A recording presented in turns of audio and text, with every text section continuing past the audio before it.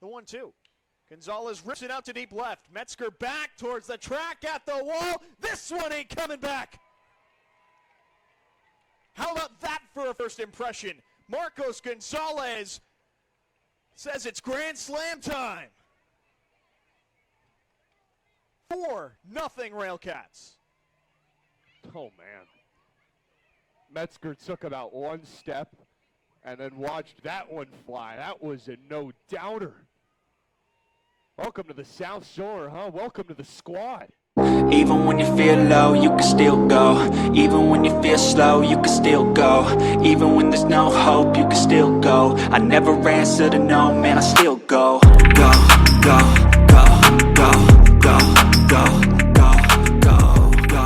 Hello, Railcats fans, and welcome back to another edition of the Railcats Talk Podcast. I'm your host, Kyle Savedich, and we're going to be talking about the Chicago Dog series and tonight's game against the Kane County Cougars. I know I didn't do a series preview and a series review of the Dog series and going into Kane County.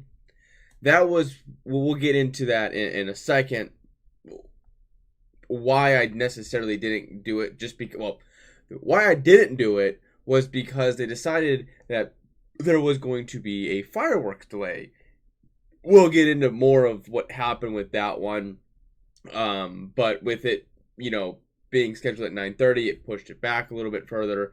I had to be up at around 4:45. I was already tired, and by the time that I would have recorded and edited and put it up, it would have been close to like 11:30, and I'm not going to be able to function on that amount of sleep. I'm an old person, right? I'm an old man.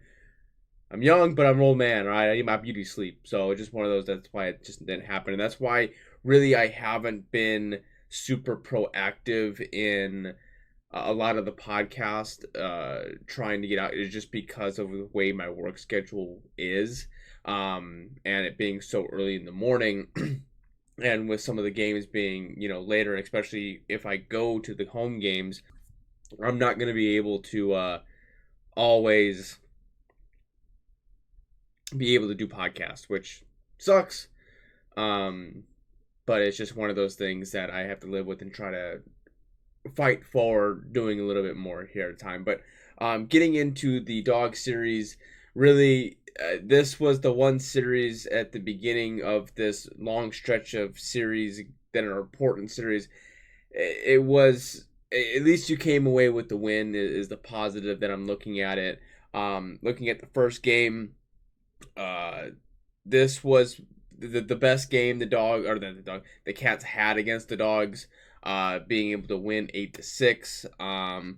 The only downside is that Chris Erwin did leave the game with a shoulder injury.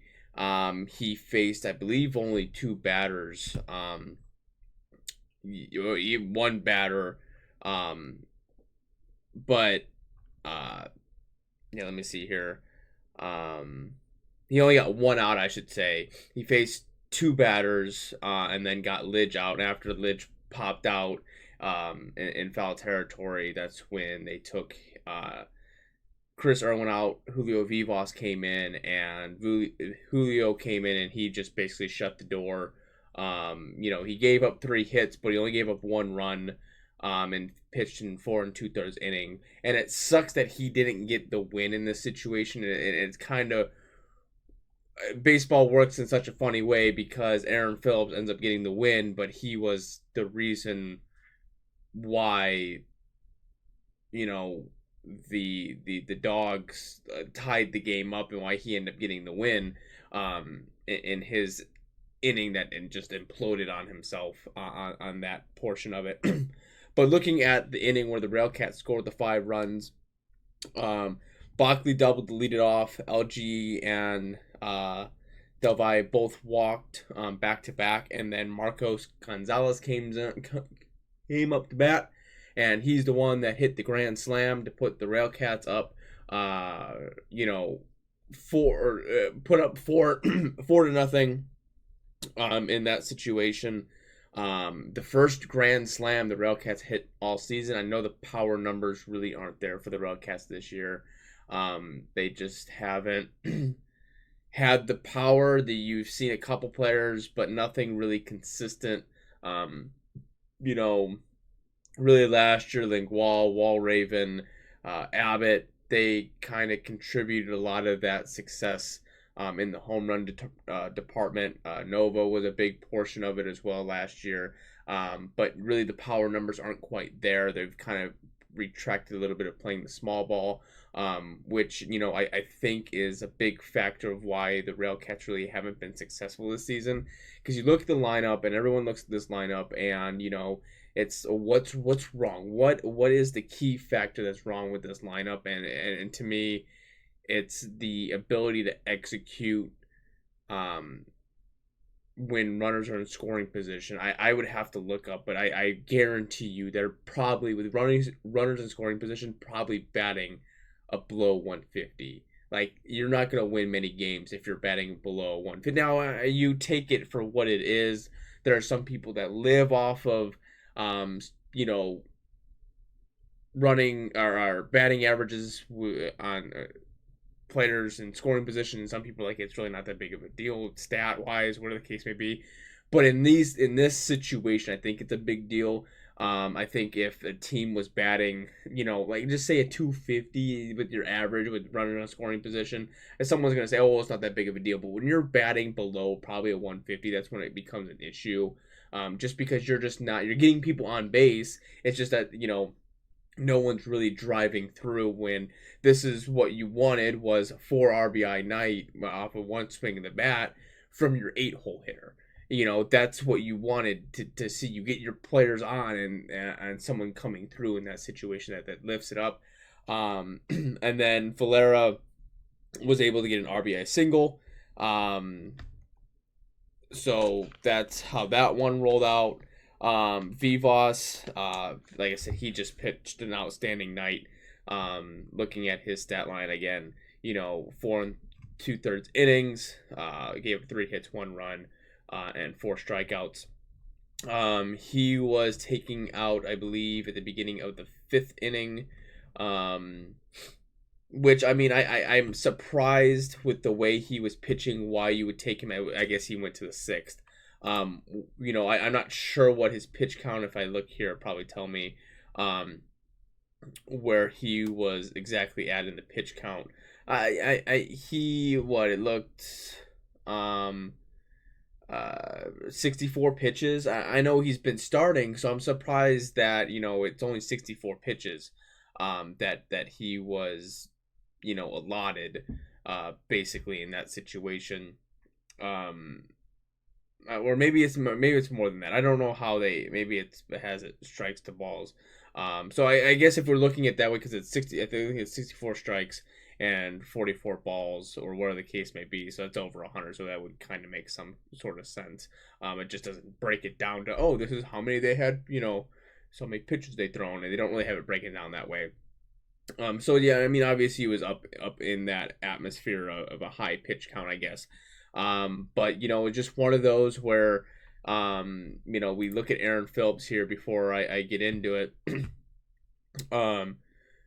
That start, at least, or that game he played, he didn't, against Sioux City, he didn't give up anything. The 2 games against Sioux Falls he was in back-to-back, he only gave up 1 earned run. Then he imploded at Cleburne, giving up 5 runs in that situation. So it's like, but when you look at all what Aaron Phillips has done for the team, there's a lot of zeros and a lot of 2s and a lot of 1s. There's a couple bad ones here and there, but mostly it's consistent. And sometimes that seems to be the issue with this team sometimes, is that it's like, oh, hey, you're doing a great job consistently, but we really need you to kind of step into that role and really just shut down sometimes. It just never really happens in those situations that you're able to shut down and make the game interesting.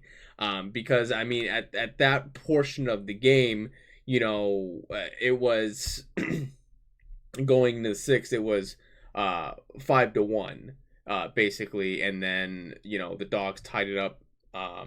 And really, the way the Dogs tied it up, if we look here, Let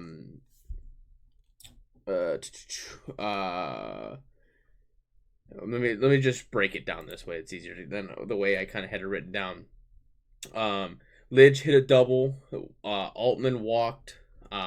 Rosa walked. And then Mangieri, he singles to right.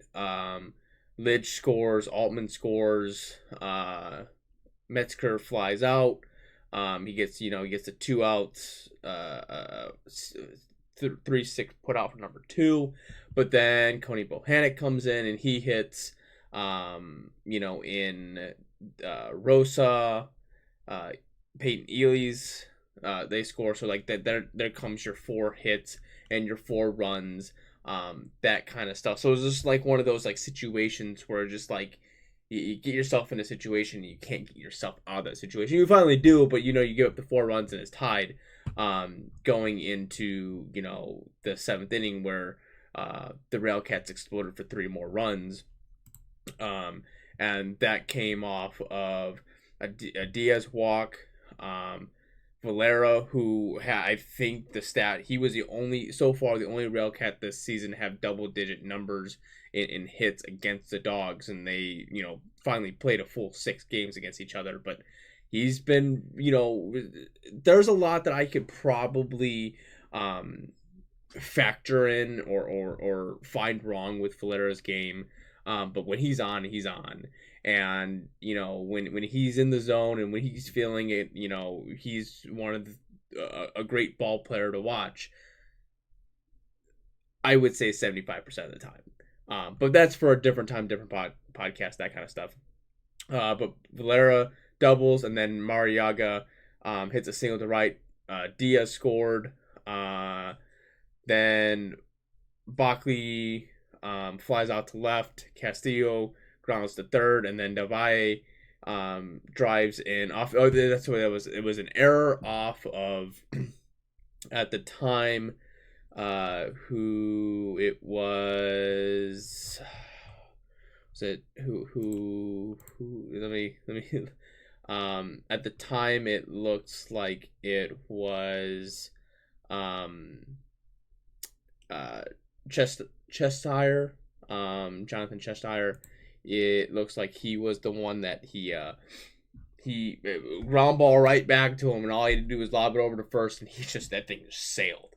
It just looked like he when you throw it, it just released off of his hand, and it just kept going. He just floated that over to the first baseman head. Valera scored and Mariaga scored, and that was the only scoring the Railcats would get done. The Dogs would score 1 in the 7th, and that was a home run off of Valdez, who came in for Phillips, and that was Jesus Lujano. I had the name and then I lost the name, but that's what happened there. So that was the end of that, and then it was Valera came in. Valdez came in. He gave up 2 hits to 1 run.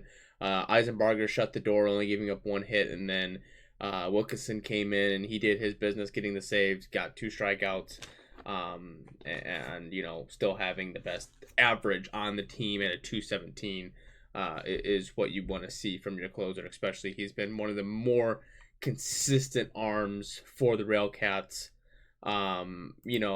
Really looking at it, he has, if you look at his earned runs or runs against, there is not a single one above 2. Not a single one is above 2. And you say that and you're like, well, his ERA is 2.17. Well, yeah, when you normally only pitch 1 inning or a third of an inning or 2/3 of an inning, like, you're gonna get those kind of numbers. Only pitching 38 innings and giving up, that's not going to show me how many runs he's given up in total. The ones that I really want to see, it's not going to show. I would probably have to go into more stuff like that. But anyways, I'm just saying that's just something that you typically don't, with relievers, is going to open up more on that portion of it.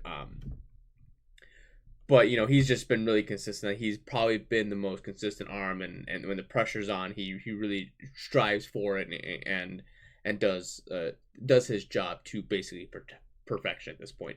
Looking at game 2, I was not able to watch the game, but it's not like I really missed anything. I think I wrote a couple things down. The one thing I was confused by, maybe someone can answer this for me that maybe watched the game, or I go back and watch it myself. But they had Michael Woodworth coming back from his concussion, but in Point Streak it has actually now it changed. It changed for a while there. When I was looking at Point Streak, it had Diaz in there, but it looks like Woodworth was there. So never mind on that statement that I have there. The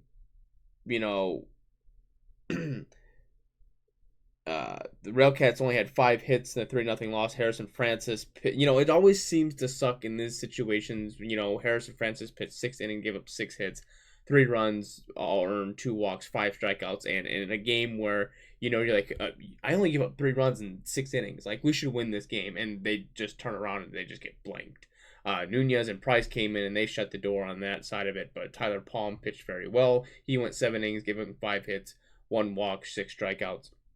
It just sucks to see like those performances get overlooked because you have an L in the column, and when your offense doesn't really help you out. So it's just like one of those situations where just Harrison Francis pitches a really great job, but there's nothing that's going to be done about it on that portion of it. Valero was the only Railcat to have a multi-hit game. He went 2 for 4. Lingua was the only one with an extra base with a double to lead off the game. And then that day, the Railcats went on the IR. And then the Railcats also signed 25-year-old Quincey Jones, a left-handed pitcher from Southfield, Michigan. He started out his professional career in the United Shore Professional Baseball League in 2020. But he was coming out of New York from the Frontier League. If I go through here real quick, I should have him up and ready basically right here. Looking at his baseball reference, coming out of New York, he had a 12.46 ERA. Just looking at his independent in general, I know I put this on Twitter and Facebook. He had a 6.30 ERA, basically pitched over 200 innings. A whip of 1.667. Like, that's not very good, impressive numbers. But we did see him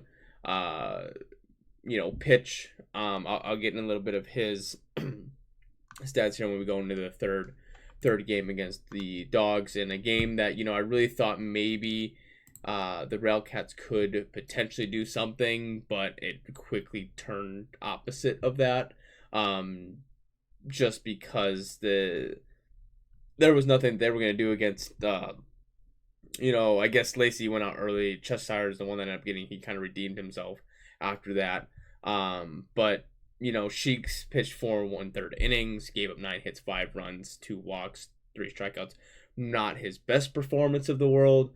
Aaron Phillips is another one of those where he came in, he gave up 1 hit, 2 earned runs. So it was just like the runs kind of capped on.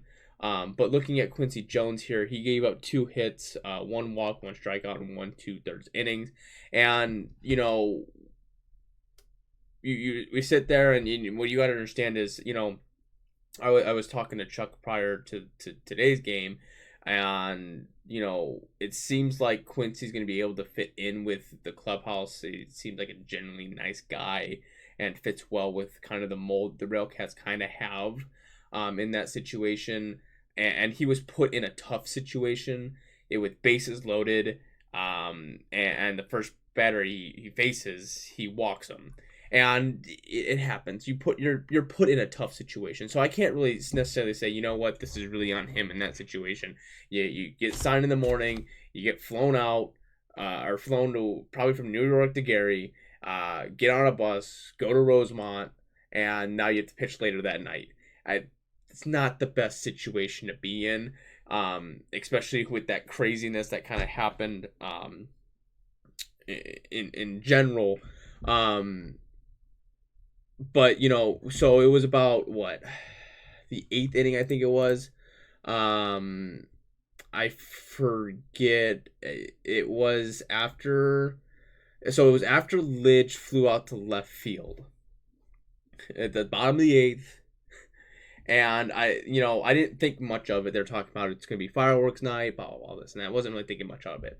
And all of a sudden, who was the umpire, home plate umpire, Nick Webb, points at the mound or points at the plate. Him, Jet Mitten, and Pearson Tuca Nunez, they just walk to the clubhouse in center field. They just stopped and walked, and I'm like, whoa, did someone say something to these guys? Like, did they just get pissed off and just like, we're done. We're done. That's the way. As a person that wasn't, right then and then, I was also listening to the Railcat side of it with Zach Letts and Ryan Zimmerman. They were also confused at the same time because there was no clear cut evidence. The only thing they could think of I know there's a fireworks show, but it's supposed to start at 9:30 and it's only 9:15, and so it was just like, why did they just cut out and just kept going, and the fans are booing, blah blah. Then it kind of came about that they stopped it because what seemed to happen was that Lamar Rogers wanted to switch out Quincy for Price, but instead of warming up, having him warm up and then not warm up because of the fireworks show, it just kind of seemed like at that point it was just a good stopping point, and everyone to return to the clubhouse, do the fireworks, and come back. And a lot of people are probably like, well, why do they have a fireworks delay? And I was kind of like, why? If you've never been to Impact, and the only reason I know this is because before the season started, I was actually in Rosemont, and Rosemont is by O'Hare. But there's an exhibit museum thing right there. But anyways, they're really close to O'Hare, and they had to coordinate with O'Hare with the planes coming in, so that the fireworks weren't really distracting for landing or flying or taking off planes. So it was just one of those, they had to schedule it out, and it just happened to be exactly at the 3-hour mark. And most times, right now games are, averaging about 2:45-ish. But when you cut the game at the 2:45 mark and you don't let it finish out, the game duration ended up being like 3 hours and 18 minutes. There was also with the 15-minute delay, or even more than that. It was more of a half hour to 45-minute delay just because of the fireworks in that aspect of it. So it was just one of those, it was kind of a weird situation. It was what I'm getting at, just kind of weird. The Railcats scored 3 runs. Lingua had 2 RBIs and Valera had an RBI. It's just one of those where the offense just wasn't being productive in key situations when they have runners on and they're trying to be successful and just trying to get through. I guess that was game 3. Game 2 I was that just talked about that. So yeah, going into tonight's game, at the time, the Railcats were 4.5 games back. Looking now, let me just go to different.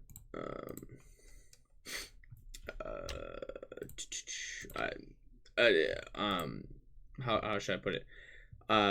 They right now.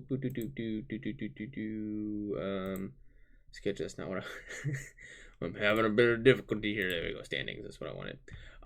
This was the 2022 season. I need the 2023 season. Okay, so they were 4.5 games back, and now they are 5.5 games back from Cleburne and Kane County are both tied now. So actually, Kane County jumps to the 4th spot. They must have a tiebreaker over Cleburne in that situation. But this is the situation where, as the Railcats, you need to sweep the series, and you didn't. You're gonna have to come around, and Kane County was coming off of being swept and losing a game. They're on 4-game losing streak. This is perfect time to jump on them, and we thought that was gonna happen. With the early leads the Railcats got themselves, into. I don't have my notebook with me, and they don't have the stat line up on that portion of it.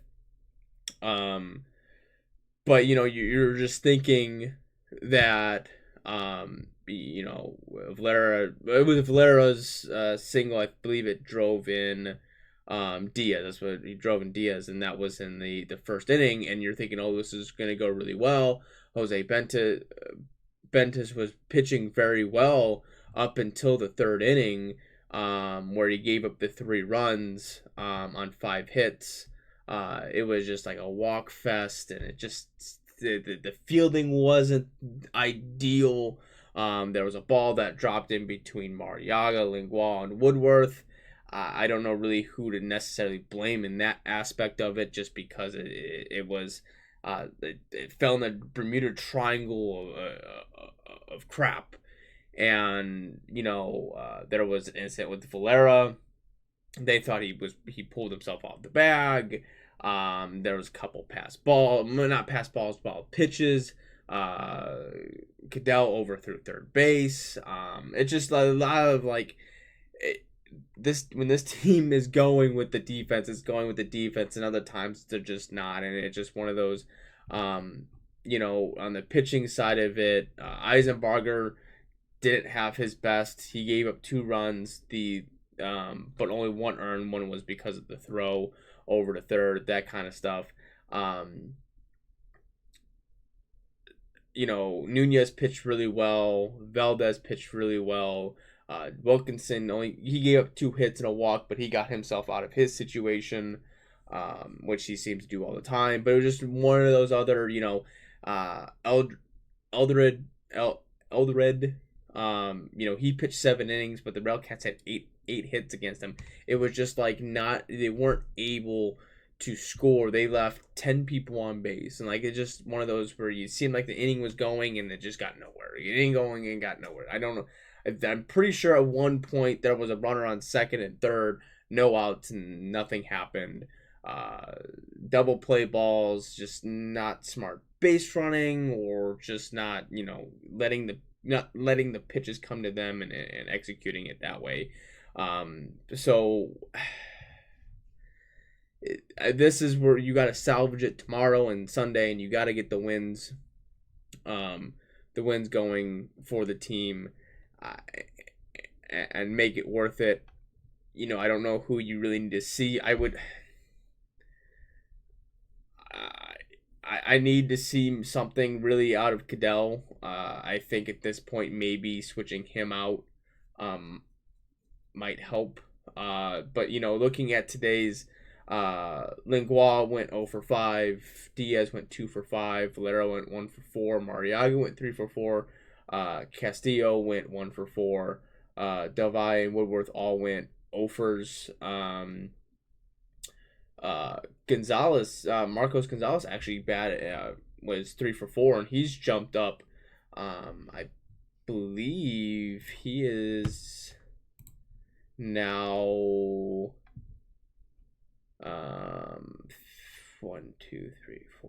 6th in that aspect of, like I said, this is the part that kills me, is when you're looking at this batting lineup, you're probably looking, I would say probably around the 270 mark is kind of where you want to be at. So Lingual is at 269, so we'll add him into this just because he's just that far off.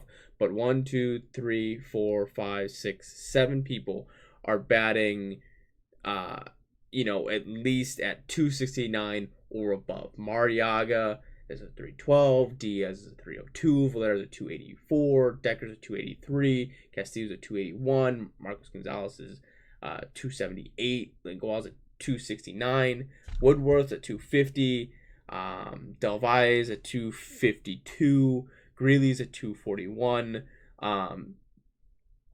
Contreras is at 215. Then you have Kendall is a 194.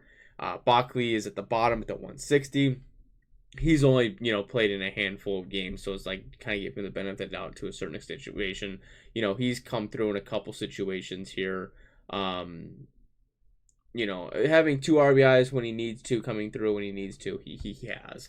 But I'm just saying that it's like it doesn't seem like there's those people that are really striving to drive in the runs when they need to get the runs in, or they're just getting themselves in the situations that are just not batting through. It is, to me, is what's going on with that one. Hopefully tomorrow's a different story and the Railcats can get a win. It would be nice to get a win because there's only, after tomorrow's game, there's only 7 more home games. Like, it's time to tick in. And if you're not winning games, the playoff climb gets higher and higher until mathematically you're out of it. And, try to fight to the last day, is what I say. So, yeah. I will probably have a podcast come out tomorrow talking about tomorrow's game. And then we'll kind of go from there. I'll probably have a one after Sunday's game, just kind of it's going to be more of just kind of looking back at the Kane County series a little bit, and then looking forward into, I believe it shall be Lake Country. So we'll get back into that, talking about Lake Country and that situation there. But yeah, that's going to wrap it up for me. I hope you enjoy the rest of your day, rest of your evening, whenever you're watching this. And yeah, be sure to like, comment, subscribe, all that good stuff, and go Cats. The 0-2. Swing and a miss, strike 3. Wrap this one up in green and white.